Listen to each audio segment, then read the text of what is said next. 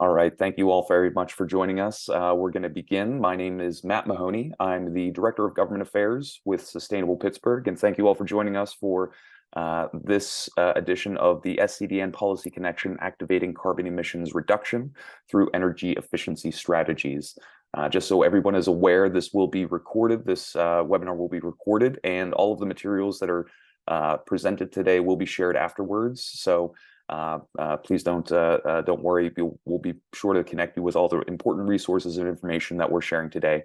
And then I also encourage everyone to submit their questions either in the Q&A box or in the chat. We'll have folks monitoring the chat. So if you have any comments, questions, or if you'd like to introduce yourself to everyone else, feel free to include your name and organization there in the chat. But thanks again for joining us.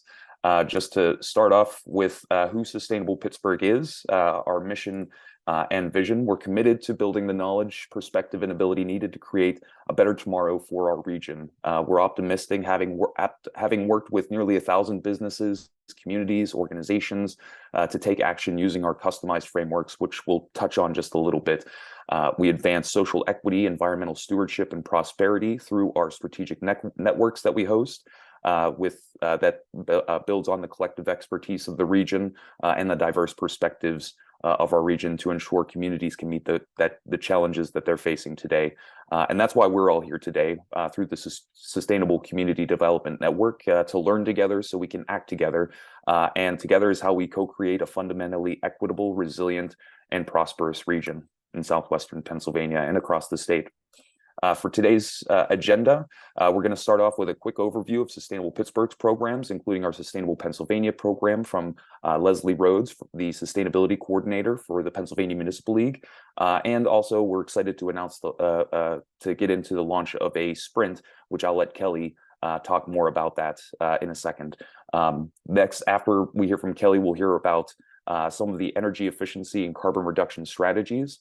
And that's why we've invited folks from Duquesne Light as well as Franklin Energy and the Energy Efficiency Alliance to join us today. And if for those of you that might have your phone on you real quick, there's a QR code on the agenda right here. And you see, if you take your phone real quick and capture the QR code, you'll be linked to a survey that will help you connect with Liz from Franklin Energy, who's a wealth of knowledge on energy efficiency technology, how to activate rebates, and really a way to take action today on energy efficiency. So if you have a moment, pick up your phone real quick, take a picture of that QR code, get that linked up. You can set it aside for the time being, but we hope you'll take some action and get connected with Liz. Moving on in the agenda, we're also joined by Rachel from the Energy Efficiency Alliance, the Government Affairs Manager, who will cover a variety of energy efficiency programs across multiple sectors, both existing and upcoming. And then we'll hear from Liz McQuaid, the Senior Programs Manager with Franklin Energy, and Dave Defied, Senior Manager of Customer Programs for Duquesne Light, who will provide an overview of programs that are available for small businesses and local governments to take action on immediately. And we'll leave some time for Q&A. But now I'm happy to pass it over to Kelly and Leslie to talk more about our programs at Sustainable Pittsburgh, the Sustainable PA program, the partnership between Sustainable Pittsburgh and the Pennsylvania Municipal League, and Sustainable Pittsburgh's second sprint challenge focused on carbon reduction. So pass it off to you, Kelly. Thanks, Matt. And thanks everyone for joining us today. My name is Kelly Henderson. I'm the Director of Programs for Sustainable Pittsburgh. Usually these Sustainable Community Development Network Policy Connection webinars are intended for a municipal audience. Because we are excited to align these webinars with our Sprint program we'll talk a bit more about shortly here. We have invited a variety of stakeholders to be on the call today and for the webinars coming up in February and April and July and June, excuse me. So we wanted to just mention that Sustainable Pittsburgh has a variety of recognition programs, including the Sustainable Pittsburgh Shops program, Restaurants program, Workplace, and the Sustainable Pennsylvania program, which Leslie will talk in more detail about in a moment for municipalities. These are step-by-step processes that allow you to track and measure your progress when it comes to sustainability, and frameworks that help you drive measurable impact. They're based on market-selected practices and peer-reviewed by knowledge experts, and they're all voluntary programs that you can choose to engage in at any point in time. We are rolling out fees for these programs, except for Sustainable Pennsylvania, which will always be free for municipalities. But the participation in the carbon reduction sprint is a free opportunity, which again, we'll talk more about shortly.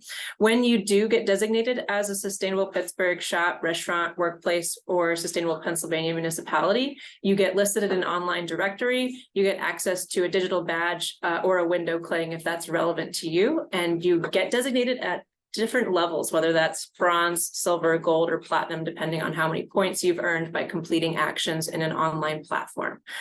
That said, over to Leslie to talk more about the Sustainable Pennsylvania program in more detail. Thanks, Leslie. Sure, thanks, Kelly. I am Leslie Rhodes from the League, and I am here to tell you about the Sustainable Pennsylvania program, which covers a comprehensive set of sustainability topics and provides step-by-step guidance for how your community can advance its performance in areas including waste and materials management, economic development and revitalization, energy, land use and housing, municipal operations, and many more areas and issues. Next slide, please. The Sustainable Pennsylvania program offers several benefits. It can help you baseline your municipality's current sustainability performance, as well as serve as an action plan for advancing your efforts. So to help you further and track your progress, the program also offers resources, tools, and best practices that were developed by over 60 advisors. So getting certified helps your community be recognized as a leader in sustainability. Just like Kelly was talking about with the other programs, you receive a promotional kit, which includes a badge for inclusion on your website, job postings, or other uses, and a press release template that you can personalize. We also share your achievement on social media accounts. So Sustainable PA is also recognized on the Pennsylvania Department of Community and Economic Development's municipal funding applications. So that could really help your application stand out. Next slide. There are really just 4 steps to getting certified. So first, you need to create an account on the online program portal, which is at sustainablepa.org. Next, answer all the questions in the program. This takes the form of an online assessment, and the questions are customized for your municipalities.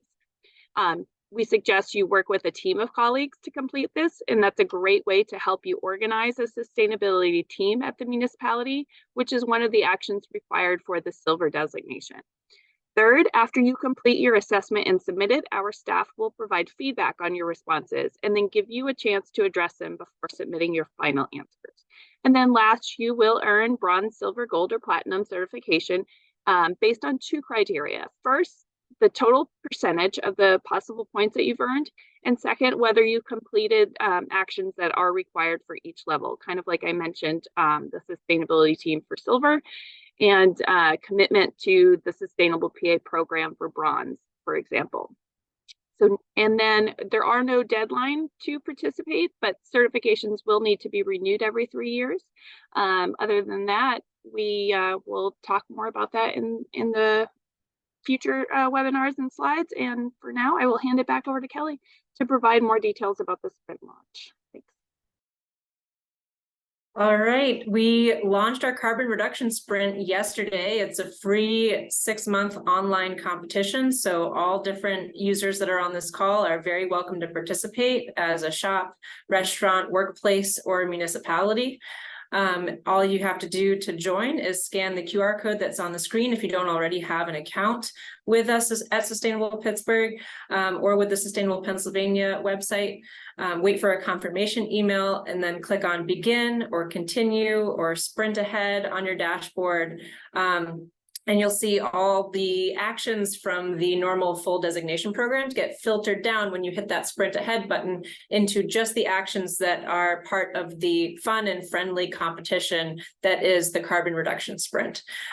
You may have participated, some folks on the call today, in Sustainable Pittsburgh's last sprint. Last year, we had our first sprint, which was focused on social equity. That was only 3 months. This one is 6 months. And we would love to have you participate. And like I said, the sprint itself is a free opportunity. Everyone is very welcome to participate for that 6-month period. Once the 6 months are over, we'll recognize those that are on the top of the leaderboard. The leaderboards will be updated once a month. And we're excited to be digging into some of the topics relevant to the sprint in these SCDN webinars for the next 6 months as well. So thank you, and I am going to pass things back over to Matt to continue through our agenda. We'd love to see you in the sprint. Thanks so much, Kelly. And yes, I know we've maybe filled you up with a few QR codes, but maybe Kelly or somebody on our team can put the website up in the chat so folks can link right to that for later on their desktop. But highly encourage everybody to sign up and take action today. That's what it's about, is signing up and getting credit for the actions that we're taking regionally. So now let's dive into the content for today's policy connection: activating carbon emissions reduction through energy efficiency strategies. Energy efficiency offers one of the most compelling opportunities to reduce carbon emissions. And the benefits of energy efficiency really depend on how communities, businesses, institutions, individuals can commit to taking action now, and especially over the long term. Through energy efficiency, buildings, transportation, industry, and many other sectors can activate cost savings, improve health and electric reliability, and reduce the carbon intensity rather of operations. Opportunities to decarbonize via energy efficiency are available for schools, municipal buildings, small businesses, restaurants, commercial buildings, manufacturers, and more. And then, add in all of the funding through the Infrastructure Investment and Jobs Act. Pennsylvania expects to receive at least $67 million for clean energy resources, as well as the uncapped tax incentives that are available through the Inflation Reduction Act. So lots of great opportunities to take advantage of. So we'll dive into what those benefits are. But first, what do we mean when we're saying energy efficiency? In its most simple form, energy efficiency means just using less energy to get the same job done. It doesn't mean doing less, it means just wasting less. It's using less fuel to go further and less electricity to provide the same outputs, such as the same amount of light and heat with the less energy use. So this graphic that you're seeing right now, it comes from the U.S. Department of Energy's Better Plants and Better Buildings program, and outlines multiple benefits of energy efficiency for illustrative purposes. Just, seeing reduced emissions, carbon emitting electricity generation, improving health and safety of workers and communities. The business case for energy efficiency also is hard to ignore. Increased productivity potential, reduced operations and maintenance costs, reduce waste reductions. Any energy efficiency project will lead to increased productivity and be a strong addition to any decarbonization strategy. When thinking about energy efficiency broadly across multiple sectors, the unique thing about energy efficiency is it has many different applications. There's not a single application. It spans many different areas. Best practices in energy efficiency incorporate the use of data as well to identify and optimize energy inputs and outputs. Energy efficiency also applies to the design concepts when we're considering the impacts of a full system like public transit, or where we place amenities in a way to reduce the need for long distance transportation, reducing or helping communities use energy more efficiently. It also means electrifying vehicles and buildings with efficient motors and heat pumps to reduce energy demand. Taking energy efficiency just one step further, some incorporate energy efficiency as a part of their strategic energy management plan, which is what you're looking at this slide. There's a bit of research conducted by the American Council for an Energy Efficient Economy, which explores the role of strategic energy management as a framework to support specifically decarbonization. Strategic energy management refers to a set of practices and principles that create the foundation for continuous energy improvements. So thinking about sustainability in the same way, when we organize around sustainability, we identify decision makers, who the team is that's going to lead those efforts, setting realistic targets, identifying action plans and implementing those action plans, and incorporating monitoring and reviewing. The same goes for energy systems within the strategic energy management framework. Energy efficiency measures enabled by a strategic energy plan are an important pathway to carbon emissions reductions, especially when those emissions are also tracked. So tracking both emissions and energy reductions, they work side by side and help to reduce both over the long term. So finding opportunities to co-optimize between energy efficiency and carbon emission reductions through strategies like beneficial electrification, energy efficiency, and other low carbon energy efficiency approaches. So opens up sort of more opportunities to evaluate. So I'm not going to go into all of the different programs, as I know my colleagues are eager to get into those. So just a quick list to go through that are available at the local, state, and federal level. Again, I won't go over these but this is just a teaser, just to get everybody's appetite interested in all of the different resources and programs that are available. But Rachel, Liz, and Dave are going to cover all of these. One thing that I did want to cover real quick was the Climate Pollution Reduction Grant, which is sort of a timely topic and issue that Sustainable Pittsburgh and many, many others in the region and across the state are focusing on. The EPA, the Environmental Protection Agency, has released the Climate Pollution Reduction Grant, which was authorized by the Inflation Reduction Act. And it's been active over the past few months and includes significant opportunities to advance energy efficiency strategies. So this past summer, the Pittsburgh area, Philadelphia area, and Allentown area all received or will be receiving $1 million, and the state of Pennsylvania received $3 million. So that's a total of $6 million across the state to design a priority and comprehensive climate action plan that will identify measures that will reduce greenhouse gas emissions across electricity generation, industry, transportation, buildings, agriculture, natural and working lands, as well as waste management. So lots of opportunity, broad opportunity through this. So the climate action planning process is beginning, but on a related track, a separate notice of funding that is directly related to those planning grants. It gets a little bit confusing, but please stick with me. The planning grants, the planning phase of the climate action plans that's taking place right now, the implementation grants for applications from municipalities will only be awarded through a competitive process to implement the projects or initiatives included in the plans submitted by the planning grant recipients. So if you have a project and you are in the state of Pennsylvania or any of those other areas, there's a lot of work taking place right now to engage with local governments being covered under these programs to take advantage of these grant funds to reduce carbon emissions. In Southwest Pennsylvania, the Southwest Pennsylvania Commission has received funding, and they are actively soliciting input for projects to reduce greenhouse gas emissions from those sectors I mentioned. And if anybody has not been connected or would like to connect, please reach out to us here at Sustainable Pittsburgh, and we'll connect you to the right folks. Also, the state level, the Pennsylvania Department of Environmental Protection is administering the Pennsylvania statewide Climate Pollution Reduction Grant Program and is actively soliciting input. Would be happy to, again, connect those folks that are interested in sharing their input and or have projects that they would like to be considered within those planning grants so that they can actively seek out those implementation grants. So with that being said, sort of wrapping up just my quick, not so quick, but kind of quick overview and sort of setting the table for the conversation with our experts. From a decarbonization perspective, there's a growing sense of urgency around decarbonizing multiple sectors of our economic ecosystem.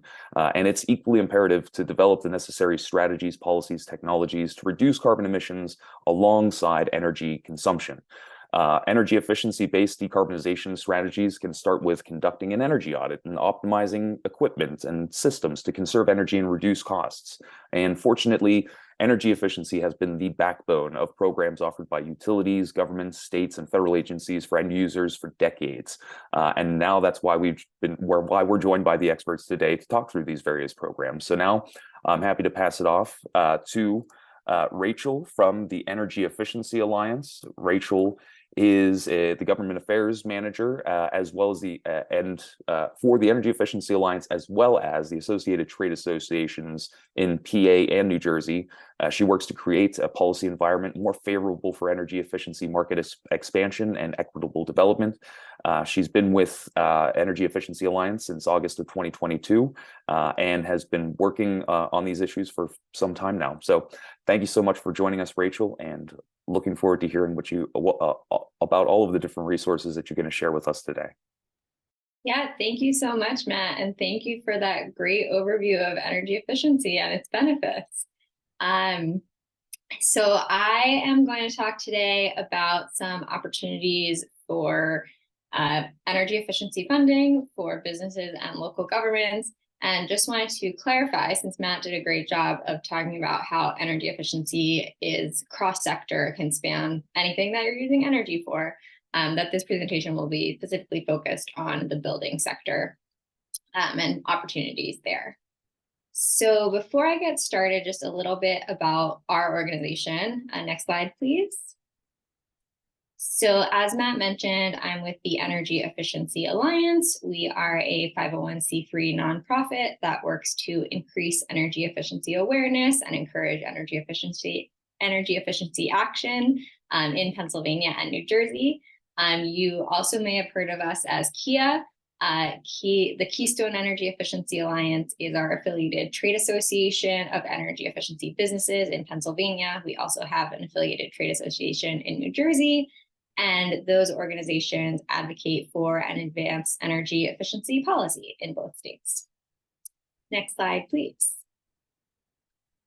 And all three organizations share a mission, vision, and values. And our mission is to champion efficiency as the foundation of a clean, just, and resilient energy economy.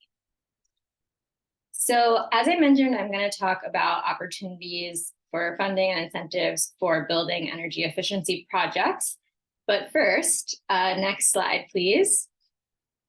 Get an energy audit. In order to know what you need to know what you need before you can do it. So I'm just going to touch on commercial building energy audits for a moment on the next slide. So this slide shows the level 1, 2, and 3 of ASHRAE energy audits. So just to back up a little bit, ASHRAE is a global society focused on building systems, energy efficiency, indoor air quality, refrigeration, and sustainability of the buildings industry. They do research, write standards, publish standards and codes, and do education. And that includes, they're kind of this, well, they're not kind of, they are the standard for energy use in commercial buildings. That's where I first heard of them, and you may have heard of their codes as well. And they also have standard procedures for energy audits. So a level 1 energy audit is a very basic analysis. So an energy auditor will come in and do kind of a qualitative description of savings. What actions might have low, medium, and high impact, which ones are no cost, low cost, or would be more capital intensive, but they don't do any quantitative analysis or specific costs or benefits of any of those. It does include benchmarking the energy that the building is currently using, as do all levels of audit. Level 2 is really what you're looking for if you are intending to pursue efficiency improvements. So that includes all of level 1, but it also includes a quantitative analysis of recommended measures. So you would get like a whole chart from your energy auditor listing the various things you can do to improve the efficiency of your building, and it would have estimated costs and savings for each one and payback periods. Level 3, you don't usually start there. It's just kind of a more expanded version of level 2 that would include more specific costs, usually vendor bids, but that can be useful as you are embarking on improvements. But the most important thing here is get a level 2 energy audit, because you need to know what you need before you can do it. Next slide, please. Once you know, next slide again.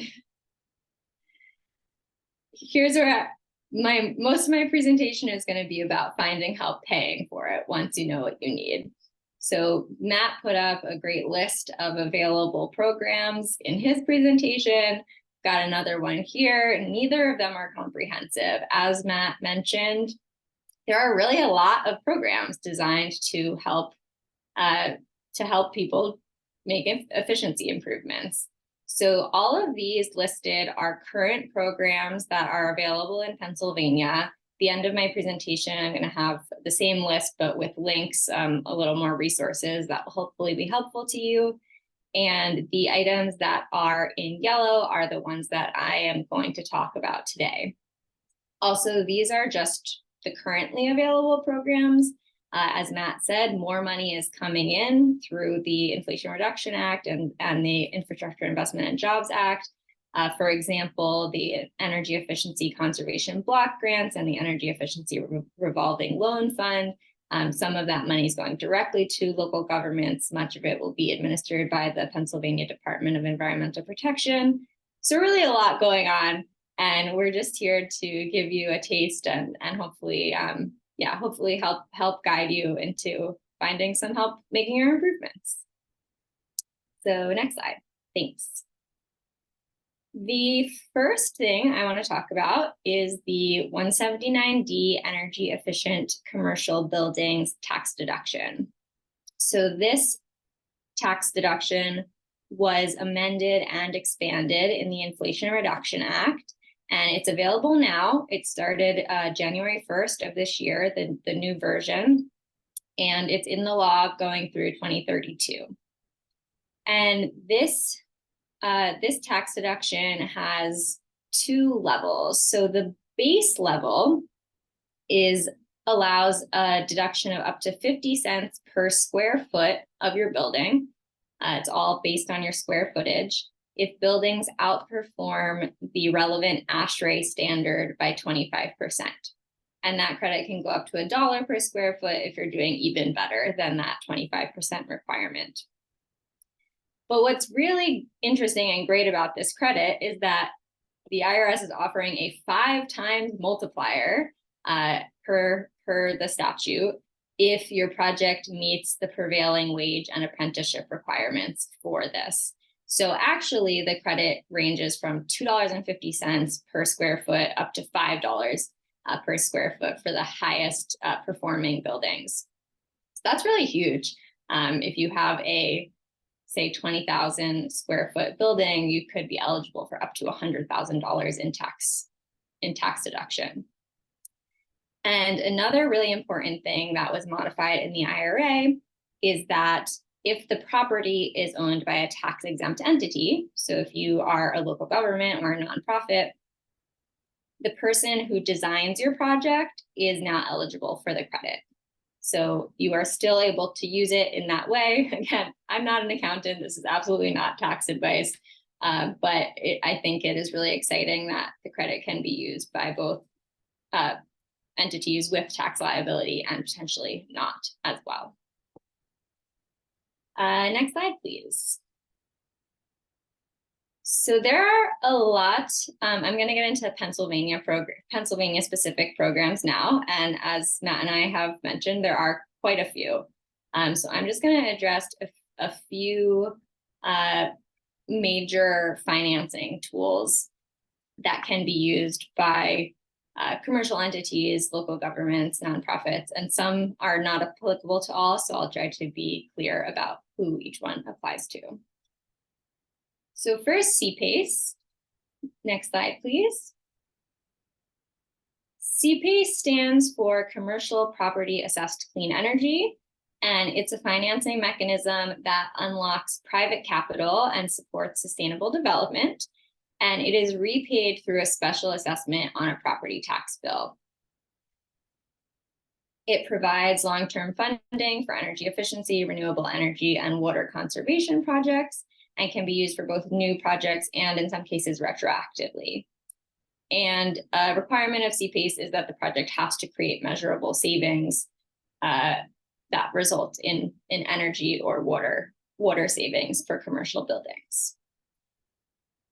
Per Pennsylvania statute, next slide please, the CPACE has to be adopted at the county level because of the structure where it's a private loan being paid back on a property tax assessment.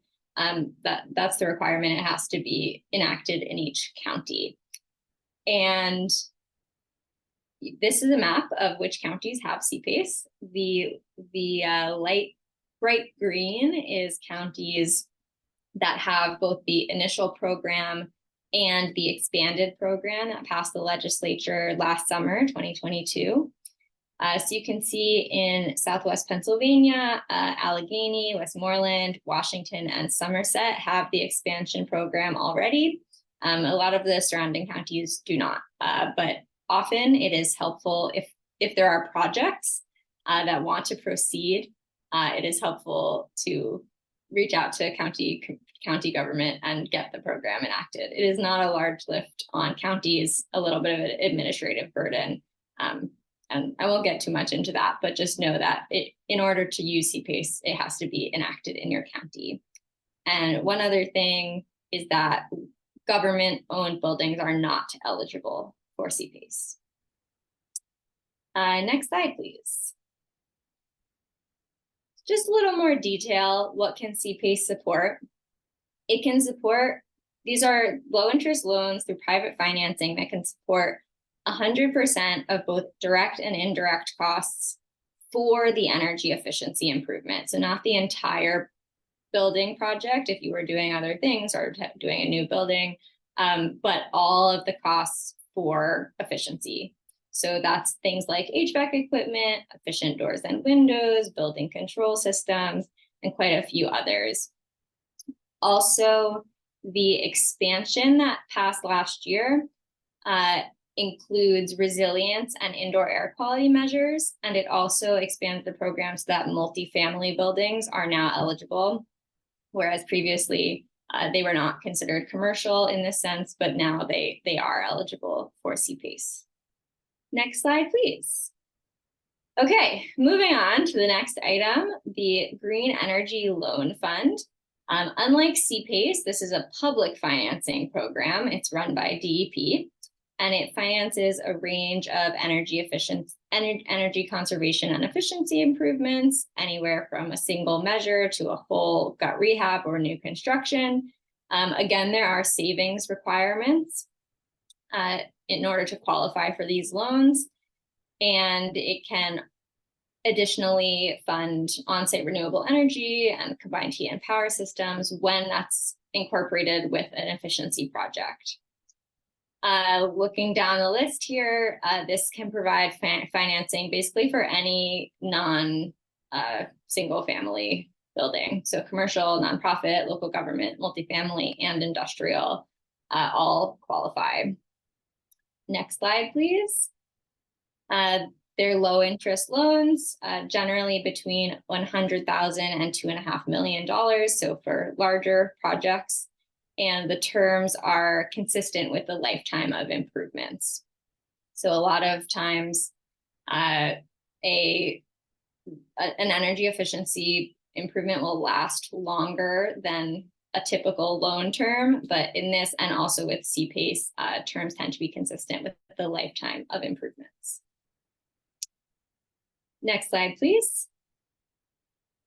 So this one, Pollution Prevention Assistance Account Loan Program, specifically for small businesses and it's kind of similar to the Green Energy Loan Fund. It's run through DEP and DCED, but it's for smaller amounts, specifically for small businesses. And energy efficiency is not the only allowable use. It's to purchase equipment or implement processes to reduce or reuse raw materials, reduce production of waste, or reduce energy consumption. And here, the loans are smaller. 100,000 is the max. They also have very low fixed rate and a little bit shorter terms. So another public financing option, but for small businesses specifically. Next slide, please. So the last program I'm going to talk about is a little bit different because all the other ones have been tax credits or financing, and this one is a grant program. But because we're on small businesses, and I think that's important to a lot of our audience, just wanted to point out this Small Business Advantage Grant through the Pennsylvania Department of Environmental Protection is currently open for applications. They say they're open through March 22nd or when funding for the year is exhausted. So anybody who qualifies for this and is looking to do a project, I would encourage you to apply as soon as possible. These are reimbursement grants for Pennsylvania small businesses to improve energy efficiency or reduce pollution or waste. And they have some various criteria about what the maximum value is based on the environmental impact of the project and whether it's located in an environmental justice area or not. But maximum, it can fund 80% of your project and up to $80,000.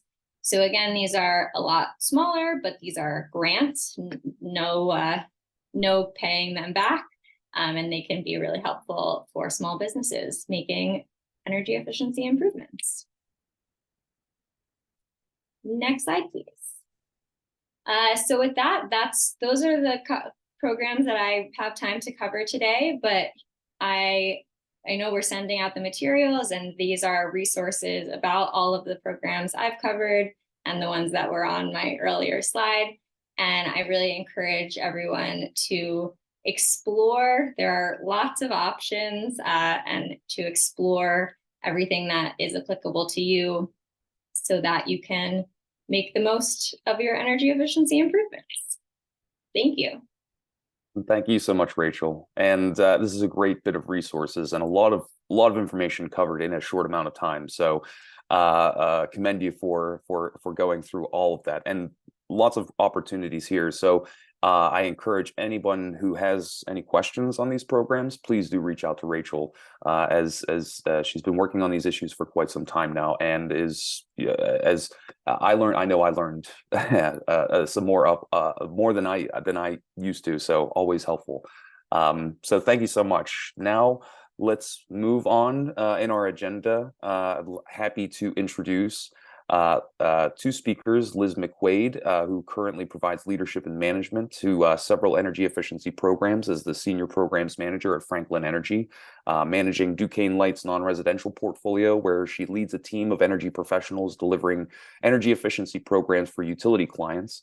And also pleased to have with us Dave Defied, the Senior Manager of Customer Programs at Duquesne Light Company, is responsible for Duquesne Light's Energy Efficiency Act 129 and income eligible programs.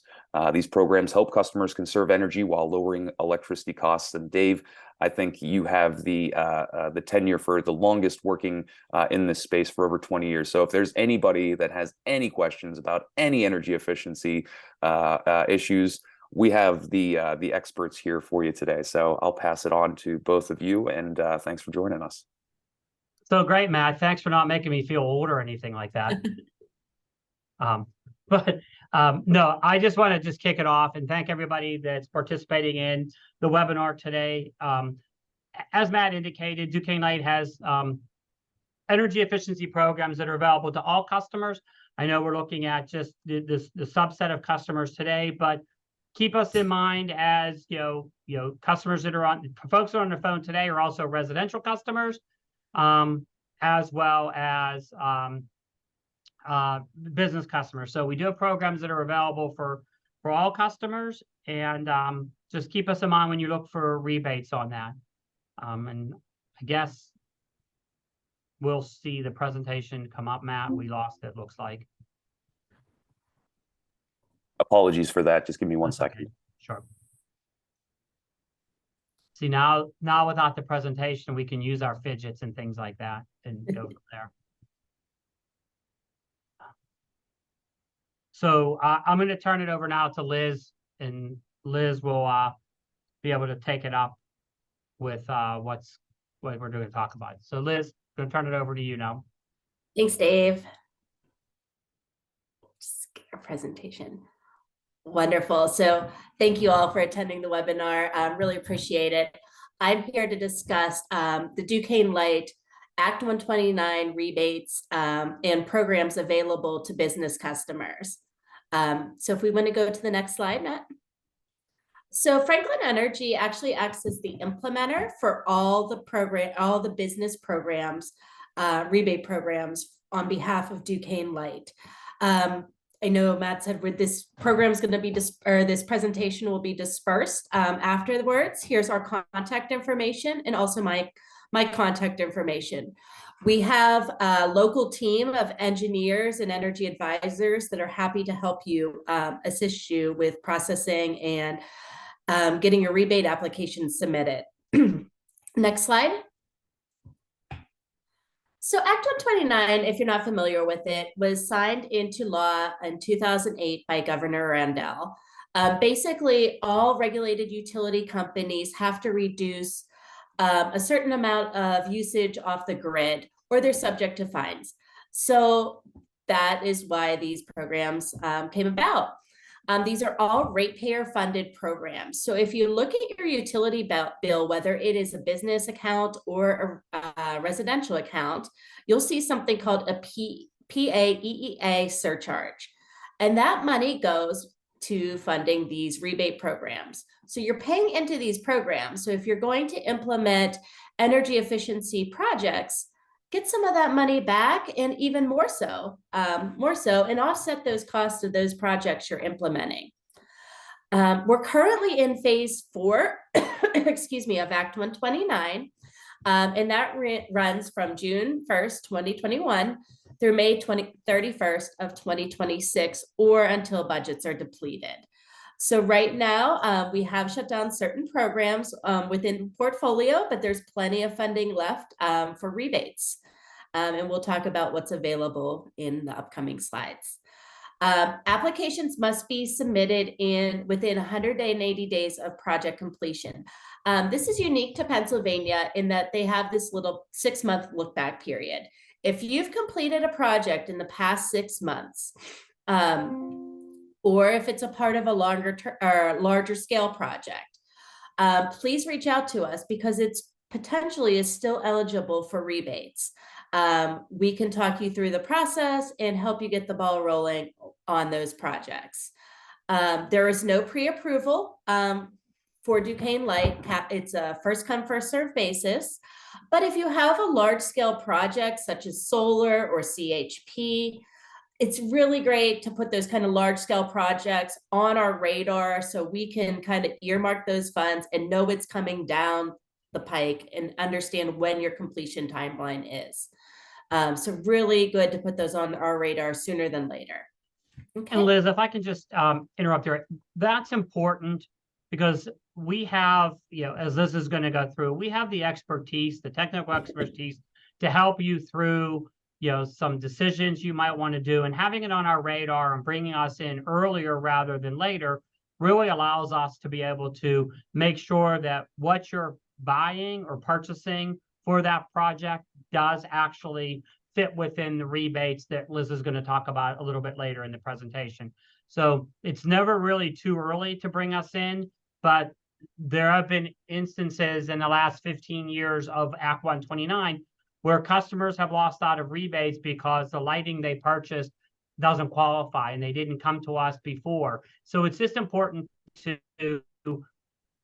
call us, let us come in and let us provide your technical, our technical expertise to help you with that project. We're not meant to delay your project. We're not going to, make you jump through a lot of hoops, but we just want to be there at the beginning so we can help guide you through the regulatory process that we have to follow, which can be burdensome to some.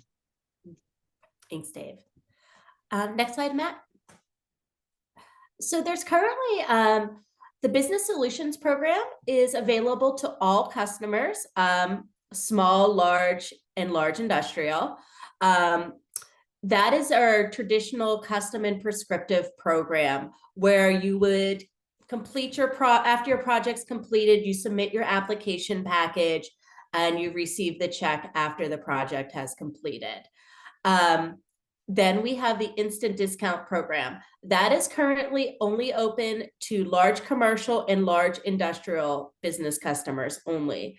The small commercial offering was so popular that it has already been closed. So, but it is still available for large customers.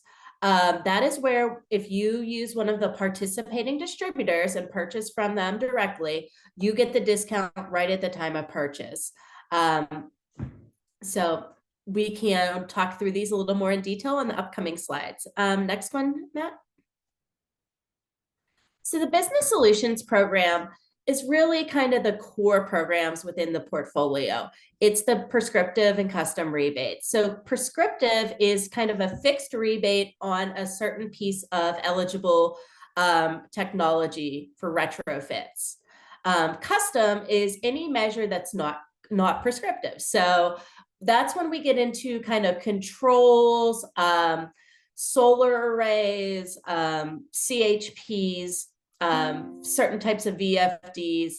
It's anything that really reduces electrical usage off the grid can be considered a custom project.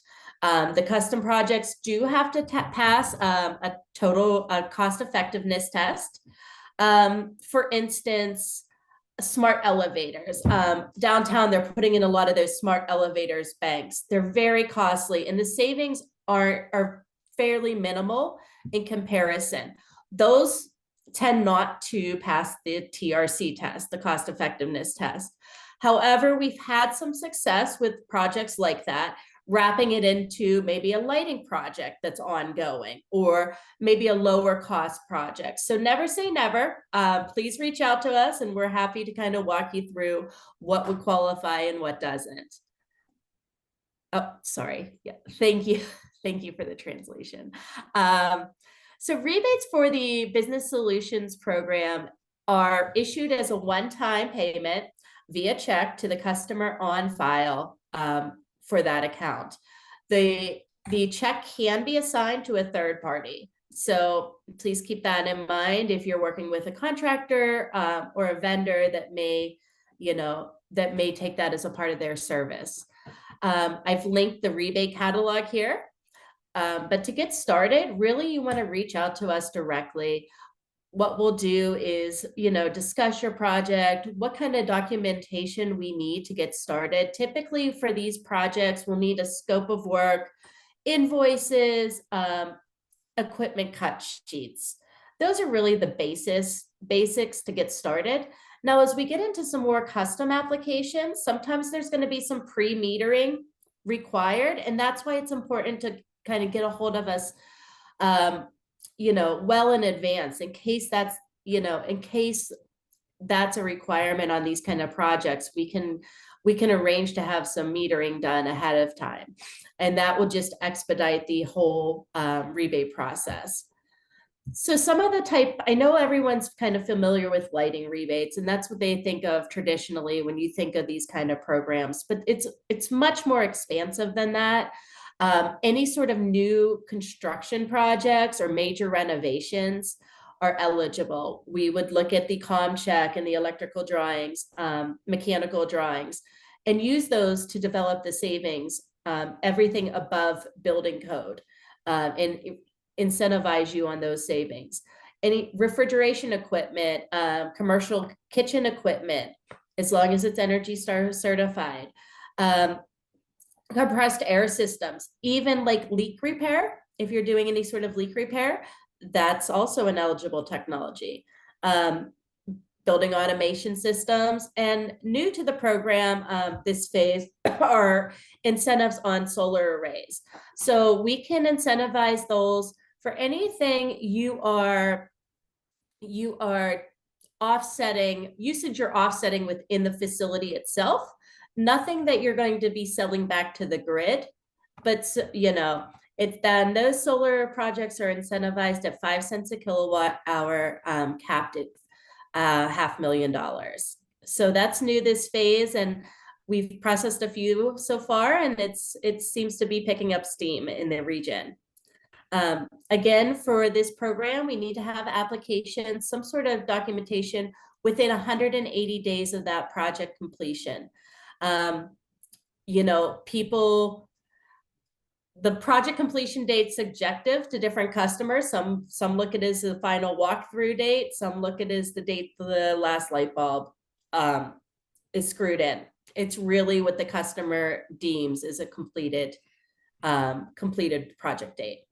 Okay, and as a part of this program, if you take advantage of these rebates, you may be subject to inspections by Franklin Energy, the Guidehouse, who's Duquesne Light's evaluator, and if you're lucky, all three. You'll also have the statewide evaluator who may conduct an on-site inspection. Okay, next slide. Here's just here's just a screenshot of the rebate catalog. You can see you can see just how it's set up. And this is for the prescriptive rebate amounts. So it's as simple as, if you're going to put in 5 occupancy sensors at $20 a piece, you get a rebate of $100. So I know there's a link to it, and I think someone just put the link to the rebate catalog in the chat. So please explore the rebates that we offer. Okay, next slide. So here's some project examples which we've processed this phase. I think they are great examples of kind of the variety of projects we see within the program and how the rebate can truly offset a significant portion of your project cost. There was a parking garage. It runs 24/7. Lights are constantly on, and they previously had metal halides, which they replaced to LED technologies. Over 1,500 megawatt hours in savings. They received a rebate of almost $120,000, which offset 90% of their total project cost. That was a fantastic project. And the rebate truly sold the project to the customer. We also recently processed a series of warehouses, which were new construction. They were submitted directly through the developer. So we worked with the developer and the contractor to get all of the documentation. And then at the end of the day, the rebate did go to the customer, and they were pretty pleased because it was funds that they did not anticipate receiving. So between the 3 spots, they received about $75,000 in incentives. Recently, we incentivized a solar project, solar array for a parking canopy. They received about $43,000 in incentives, and it offset about 15% of the project cost. It seems like we've run some numbers on several solar projects, which have been submitted to date. It seems about 10 to 20% of offsetting are being offset by the rebate of the material cost, I'll say. And then we've also incentivized retro commissioning. This seems to be also picking up some steam in the area. And it's basically optimizing your set points within a building, making sure that all the, you're running your building as effectively as possible. The rebate was actually capped on this one at 90%, the total project cost. That includes material and labor. So some really good examples of how the Duquesne Light rebate programs can pick up a significant portion of these project costs. Next slide. So to get started, Franklin Energy, we really try to be a full concierge service to you. We don't want this process to be burdensome at all. We really want to make this as easy as possible. We will complete the paperwork for the most part on your behalf, send it to the customer for signature, and then process the rebate. Now, it isn't all that easy. We do need a little bit of help from you in obtaining, a scope of work, cut sheets, and invoices. That's the core documentation we need to get started. If it's a more custom project or something very unique, sure, there may be some additional data required, but for the most part, this gives us a solid indication of if the project will qualify and what your rebate could be. So once a project's submitted, you will be assigned directly an engineer that you'll work with one-on-one until your rebate is paid out. So any questions that you have during that whole rebate process, you would work with your assigned engineer on. We can also provide estimates. If there's a project that you have in mind that you'd like to put in front of your team for approval, capital approval, we are happy to provide you an estimate on what that rebate would be in advance, so you could take that to your team for approval. We also offer free facility walkthroughs to help you identify any sort of energy efficiency projects which may qualify for rebate. So take advantage of that. It's all at no cost and all part of those surcharges that you pay into the program that are available. So we are here to help, and hopefully we hear from you after this presentation, and happy to get you started. Next slide. I think that's all I have. All right. Thank you, everyone. Appreciate the time. Thanks so much, Liz, and thanks so much, Dave. Appreciates all of that very helpful information. Lots of good resources available, and hope that most folks will take advantage of them. I see that we don't have any questions in the chat, but if anybody does have any questions, please feel free to throw them in. I guess my one big question for our speakers, or I guess specifically Liz and Dave, right now with the rebate program, I guess what is, like, I guess the easiest way to get started, right? Like these projects are multifaceted, many different opportunities, options. Thinking of the rebate that's got to be tough. What is the easiest way for folks to just start now? Yeah, so just give us a call, honestly. Give us a call, shoot us an email. We try to reply within 24 hours to all customers.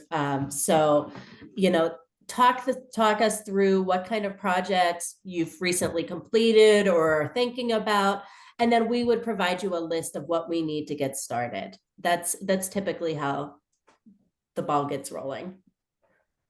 That makes sense. And I know we're sort of working within Duquesne Light's territory, but Act 129 is statewide, correct? Correct. It's a statewide program. So what would your recommendation be for those that may not live in Duquesne Light's service territory and maybe live in other service territories? Sure. So every regulated electric company has to offer some sort of energy efficiency programs. I would recommend going to their website, and there's usually a Save Energy kind of tab, which will navigate you to these programs. I will say Franklin Light also implements First Energy's C&I programs, business programs. So if you want to reach out to me, I can direct you to the right team to help you with those as well. Fantastic. So we're hopefully filling your inbox with lots of requests for and just a reminder for folks to fill out the survey if you haven't, to review and submit your information to Liz and make sure you get moving on those opportunities. So Matt, there is a question from Eric in the chat.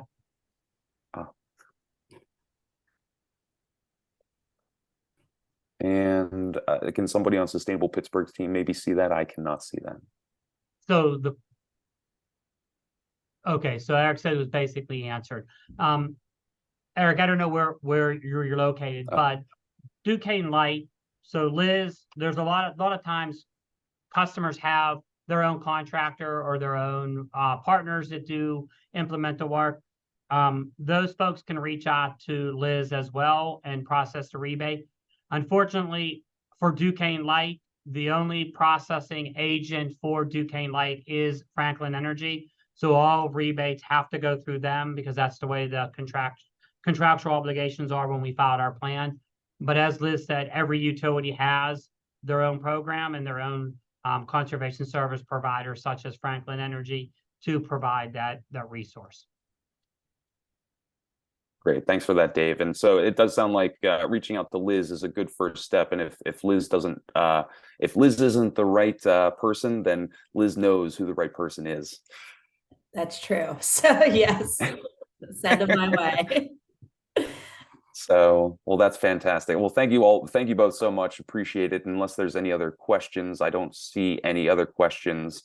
I guess just an interesting question. What's an interesting, or I know you reviewed some really cool projects that you just did recently, but I guess can I pick your brain for just one more? Is there an interesting project recently that sticks out in your mind that really demonstrates sort of like either it was a really easy and smooth process that helped somebody receive the rebate and reduce carbon right away, or it was just a neat project where the project development process was, you came in and sort of helped provide those solutions. Do you have any examples? I'm trying to extend my explanation as long as you can, so you can dig in your brain for those good examples.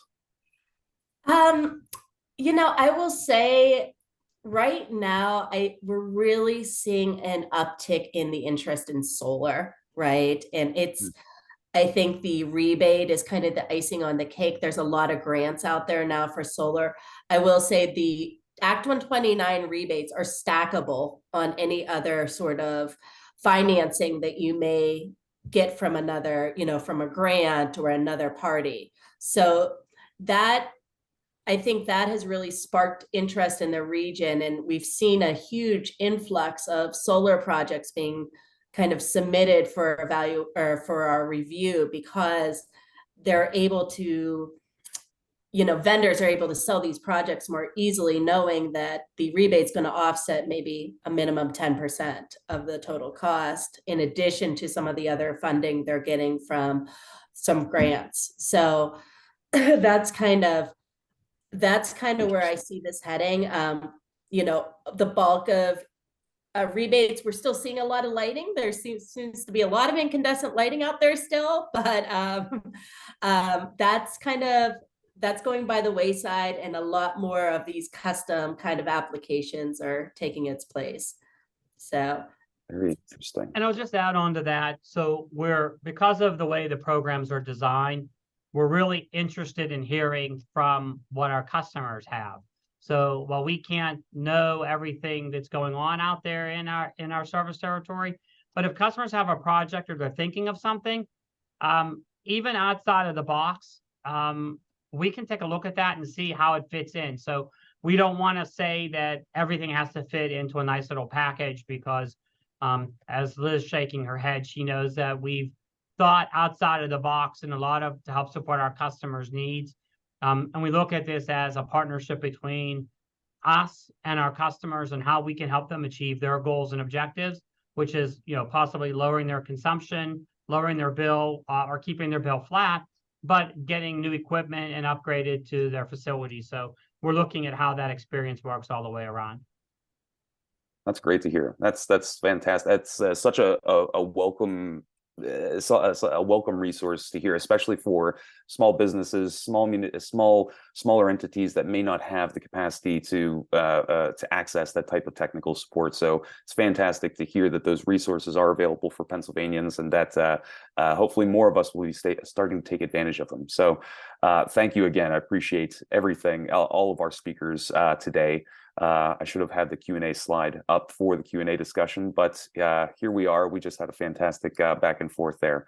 But again, for those that have not, or at the beginning of the presentation, maybe didn't get the QR code, here it is again, and Liz's email again, once again. So please do reach out to Liz with any questions and to help connect with these programs and learn more. I do think on this, I want to bring Kelly on just real quick, Kelly and Leslie back real quick, just to cap us off with a quick, come back to the sprint, as well as some more plans moving forward. So Kelly, if you don't mind. Hi again. Yes, earlier on the call, we talked about the carbon reduction sprint that launched yesterday, a fun, friendly 6-month competition that's free for anyone on the call to participate in. Scan the QR code to get involved. To get folks to take action on the topics that we're talking about today, just for this month of December, if you, by the 22nd of December, if you answer affirmatively the 2 questions that are listed on the slide right now, that's, do you have access to and track your energy usage? And have you conducted an energy audit?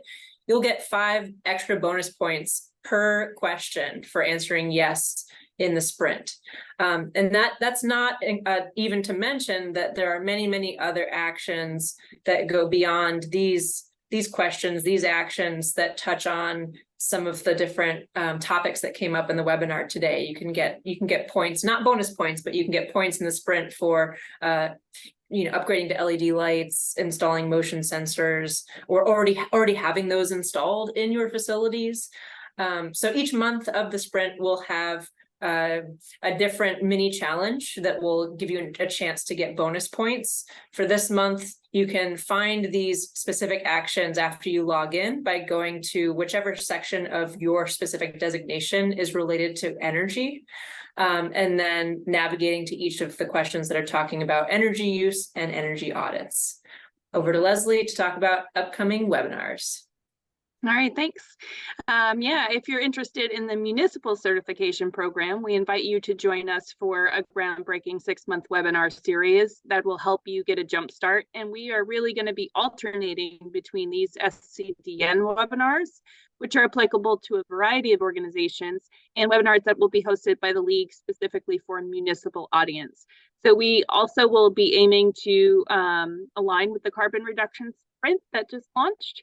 And we're currently working to secure speakers and confirm dates for the League series, so keep your eyes peeled.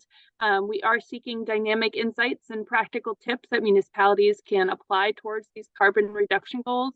So we want these to not just be webinars, but a roadmap to transformative change. So if you or anyone you know has stories to share, please complete the form on the QR code that's on the screen now. And then while we compile a list of persons that are interested in presenting, Sustainable PA will kick off next month with an informational session about the assessment itself, the importance of documentation, notes and comments, and the review process. And then we'll start diving into some more of the nitty-gritty, and hopefully we'll see you all there. For you folks that are from businesses or other organizations, I encourage you still to visit sustainablepa.org and look at participating municipalities. See if where you work or do business or live is participating, and if not, reach out to them. It'd be a really great opportunity to connect with them and ask them to highlight you and your business and organization on their website as sustainable organizations as well. Thanks for your time. Thanks so much, Leslie, and highly encourage everyone to take another picture. But again, we will be circulating these slides out, so hope that everybody can stay tuned. So with that, I'd like to thank everybody, thank our speakers. Hey, Matt, for before you close out, just to kind of jump on what Kelly had talked about with the sprint, just to make folks aware that are on the phone, Duquesne Light has on their website the ability for customers to track their usage and to get a lot of insights. And on the business side of it, there is a lot of information that can dig deep down to them. So I think that can tie together with the sprint, so they can track, they can see.